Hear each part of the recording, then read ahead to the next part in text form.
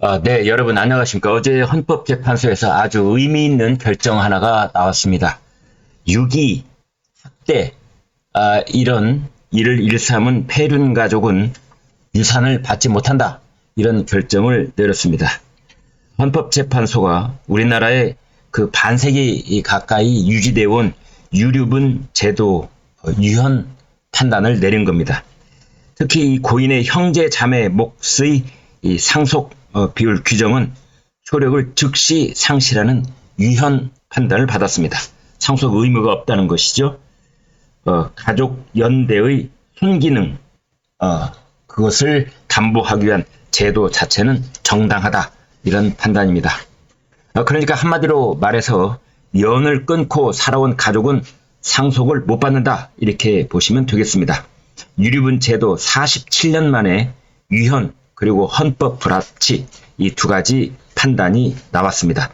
형제자매 강제 상속도 효력을 잃었고 국회에 있는 구하라 법 입법 속도 낼 것으로 보입니다. 다른 말로 표현을 한다면 불효자, 반대로 자식을 일찍이 버렸던 부모, 이런 사람들도 부모로부터 상속도 못 받는 것 물론이라니와 이미 재산을 어느 정도 이루어 놓은 다음에 세상을 뜬 자식으로부터 상속을 받으려고 하는 부모도 그렇지 못하게 됐습니다. 유류분이라고 하는 것은 고인의 뜻과 상관없이 유족들이 받을 수 있는 최소한의 유산 비율을 뜻합니다. 유류라는 말은 후세에 물려준다는 뜻입니다.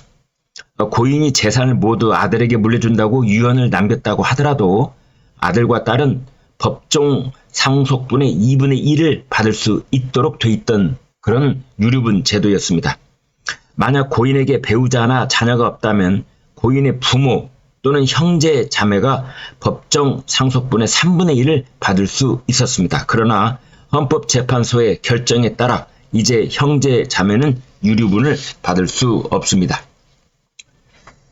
아무튼 이제 전체적으로 여론이 상당히 쌍수를 들어서 반기는 그런 분위기인데요. 폐륜 가족 상속, 상식에 반하는 것이다. 국민의 법 감정에 반하는 것이다. 이제 이런 결정을 헌법재판소가 내린 겁니다. 그래서 유산을 안 줘도 된다. 이런 결정이라고 보시면 되겠습니다. 위헌 결정, 그러니까 형제 자매에게 상속 주지 않아도 된다라는 것은 즉각 효력이 사라집니다. 그러나 배우자 등 상속분 규정은 헌법 불합치이기 때문에 내년 말 법 개정 때까지는 그대로 유효하다. 이렇게 보시면 되겠습니다. 아무튼 이 폐륜 가족, 그 다음에 이제 형제자매에게 줬던 무조건 상속, 묻지마 상속, 이것은 사라집니다. 이어서 이제 이것과 관련해서 조선일보에 실린 유류분이라는 만물상 칼럼, 저희 동료 논설위원이 쓴 칼럼인데요. 이 칼럼이 그 유류분 제도에 대해서 아주 잘 정리를 하고 있어서 여러분과 공유하도록 하겠습니다. 10여 년 전 국내 재화업체 창업자가 1,000억 원대 재산 대부분을 장남에게 물려주고 돌아가셨다. 이렇게 되어 있습니다. 장남에게 물려주려고 하자 딸 둘이 법원에 소송을 냈습니다. 이른바 유류분 청구 소송이었습니다. 유류분은 재산을 물려주는 사람이 상속받을 권리를 가진 유족에게 재산을 전혀 물려주지 않을 경우에 대비해서 법으로 일정 재산을 받을 수 있게 한 것입니다. 로마법에 유래해서 1977년 우리 민법에도 도입이 됐습니다. 남존여비 구습을 피해서 여성 상속권 일부라도 보장하려는 목적도 있었습니다. 법이 보장하니까 장남으로서는 안 줄 도리가 없었죠. 소송은 장남이 일정액을 동생들에게 지급하는 것으로 마무리가 됐습니다. 당시 언론은 딸들의 반란이다. 이렇게 제목을 붙이기도 했습니다. 몇 년 뒤에는 혼외자들도 나섰습니다. 전 재벌의 회장, 전직 대통령 아들이라는 사실을 법원에서 인정받은 뒤에 유류분 청구 소송을 냈습니다. 우리 법은 상속에서 혼외자를 차별하지 않습니다. 도입 당시만 해도 드물었던 유류분 소송이 이젠 재벌가에서는 예산일이 됐습니다. 지금도 몇몇 기업의 오너 가족 사이에서 소송이 진행 중에 있습니다. 상속 전쟁은 보통 사람들에게도 번졌습니다.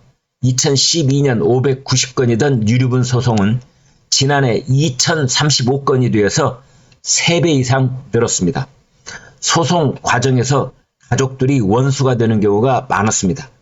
8년 전에 거동이 불편한 어머니를 모시고 살았던 어느 50대는 어머니가 세상을 뜬 뒤에 단독주택을 상속받았지만 형제들이 유류분 소송을 냈고 그 때문에 그는 어머니를 모시지 않은 형, 누나가 무슨 권리가 있느냐 항변했지만 결국 패소하고 말았습니다.